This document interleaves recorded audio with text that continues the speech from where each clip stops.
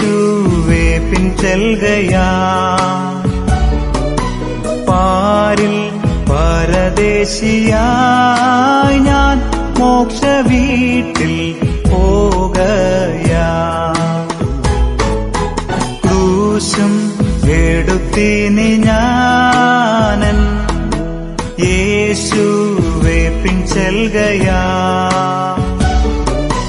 പാരിൽ പരദേശിയായി ഞാൻ മോക്ഷ വീട്ടിൽ പോകയാ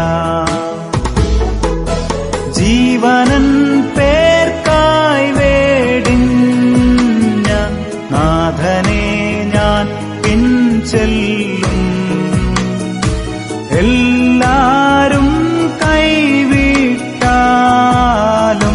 കൃപയാൽ ഞാൻ പിൻചെല്ലും. വേഗം വരുന്ന നമ്മുടെ കർത്താവായ യേശുക്രിസ്തുവിൻ്റെ ധന്യനാമത്തിൽ എല്ലാവർക്കും സ്നേഹവന്ദനം. യേശുവിനെ കാണിച്ചു കൊടുത്തതിൽ അസ്വസ്ഥനായി തീർന്ന യൂദയെക്കുറിച്ച് ഒരു കഥയുണ്ട്. യേശുവിനെ ക്രൂശിക്കുവാനായി വിധിച്ചു എന്ന് കണ്ട യൂദ വേദനയോടെ അവിടെ നിന്ന് ഓടി. യൂദ ചെന്നുപെട്ടത് ക്രൂശുണ്ടാക്കുന്ന ഒരു സ്ഥലത്താണ്. അവിടെ പണി പൂർത്തീകരിച്ച് ചാരിവെച്ചിരിക്കുന്ന അനേക കുരിശ് കണ്ടു. അതിൽ കുരിശ് ഇപ്രകാരം യൂദയോട് പറഞ്ഞു: ഞാൻ ജനങ്ങൾക്ക് തണൽ നൽകിക്കൊണ്ടിരുന്ന ഒരു മരമായിരുന്നു. എന്നെ മുറിച്ച് ഇവിടെ കൊണ്ടുവന്ന് ലോകരക്ഷകനെ ക്രൂശിക്കുവാൻ ഉള്ള കുരിശാക്കി. അങ്ങനെ ഞാൻ രക്ഷയുടെ അനുഭവത്തിൽ വന്നു. ഈ രക്ഷ നിനക്ക് അനുഭവമാക്കണമെങ്കിൽ നീ യേശുവിൻ്റെ അടുക്കിലേക്ക് ഓടണം.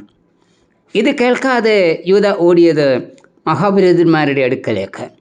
അവിടെ തനിക്ക് രക്ഷ കണ്ടെത്തുവാൻ കഴിഞ്ഞില്ല. ഒടുക്കം ഒറ്റുകാശുമായി താൻ വാങ്ങിയ 30 വെള്ളിക്കാശ് മന്ദിരത്തിൽ കൊണ്ട് എറിഞ്ഞ് ആത്മഹത്യ ചെയ്തു. ക്രൂശ് മാത്രമാണ് രക്ഷ നേടുവാനുള്ള ഏകമാർഗം. അതുമാത്രമാണ് പ്രത്യാശയുടെ മാർഗം. യേശു പറഞ്ഞു: ഒരുവൻ എന്നെ അനുഗമിക്കുവാൻ ഇച്ഛിച്ചാൽ അവൻ താൻ ത്യജിച്ച് തൻ്റെ ക്രൂശെടുത്ത് എന്നെ അനുഗമിക്കട്ടെ. മർക്കോസ് 8:34. യേശുവിന് ഉണ്ടാകുവാൻ പോകുന്ന കഷ്ടതയും യേശുവിനെ അനുഗമിക്കുന്നവർക്കുണ്ടാകുന്ന കഷ്ടതയും ആണ് യേശു ഇവിടെ സൂചിപ്പിക്കുന്നത്.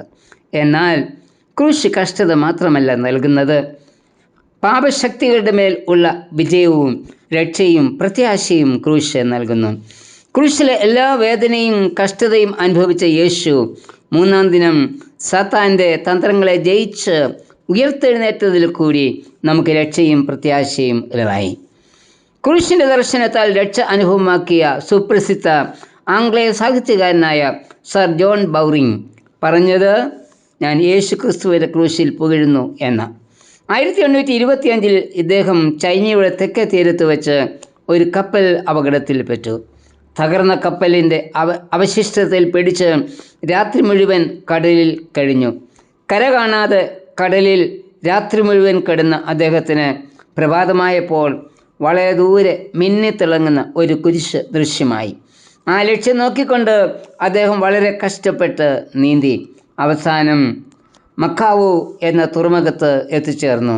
കരയിൽ താൻ കണ്ടത് കൊടുങ്കാറ്റിൽ തകർന്നുപോയ ഒരു ദേവാലയവും അതിനു മുന്നിലായി കടലിനോട് ചേർന്ന് സ്ഥാനം പിടിച്ചിരുന്ന ഒരു പിച്ചള കുരിശുമായിരുന്നു. പ്രഭാതത്തിലെ സൂര്യപ്രകാശത്തിൽ മിന്നിത്തിളങ്ങി നിന്ന ആ കുരിശ് ഇദ്ദേഹത്തിന് രക്ഷപ്പെടുവാനുള്ള മാർഗമായി. സന്തോഷാധിക്യത്താൽ ആ കവിഹൃദയത്തിൽ നിന്ന് പുറത്തു വന്ന ഇംഗ്ലീഷ് ഗാനമാണ് in the cross of Christ I glory. ശാന്തി ലഭിക്കാതെ ഈ ലോകസമുദ്രത്തിൽ ഉഴലുന്ന ഏവരും കുരിശിനടുത്തേക്ക് ചെല്ലുമെങ്കിൽ ശാന്തി ലഭിക്കും. പാപബന്ധനത്തിൽ നിന്ന് മോചനം ലഭിപ്പാൻ, എല്ലാ ഭാരങ്ങളിൽ നിന്നും മോചനം ലഭിപ്പാൻ, കഠിനമായ രോഗത്തിൽ നിന്ന് സൗഖ്യം പ്രാപിപ്പാൻ ക്രൂശ് മാത്രമാണ് ഏകമാർഗം. അവൻ്റെ അടിപ്പിണരാൽ ആണ് നമുക്ക് സൗഖ്യം വന്നിരിക്കുന്നത്. ഒരു ക്രിസ്ത്യാനിയല്ലാത്ത റോമിലെ കോൺസ്റ്റന്റൈൻ ചക്രവർത്തിക്ക് ലഭിച്ച ക്രൂശിൻ്റെ ദർശനത്തിൽ കൂടി ക്രൂശ് അടയാളമായി ധരിച്ച് AD 312 ഒക്ടോബർ 28 ഇറ്റലിയിലെ ഭരണാധികാരിയായിരുന്ന മാക്സിൻഡൈനിനോട് യുദ്ധം ചെയ്ത് വിജയം വരിച്ചതോടുകൂടിയാണ് റോമ സാമ്രാജ്യത്തിൽ കുരിശ് വിജയത്തിൻ്റെ അടയാളമായി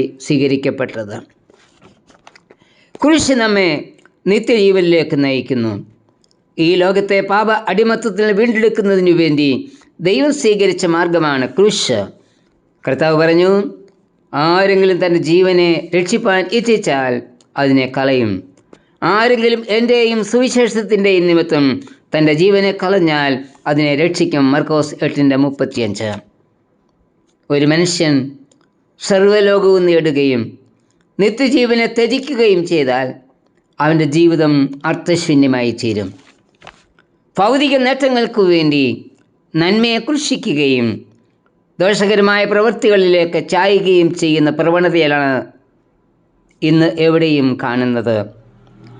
അത് നേട്ടമല്ല, നമ്മിൽ കോട്ടമാണ് ഉണ്ടാക്കുന്നത്.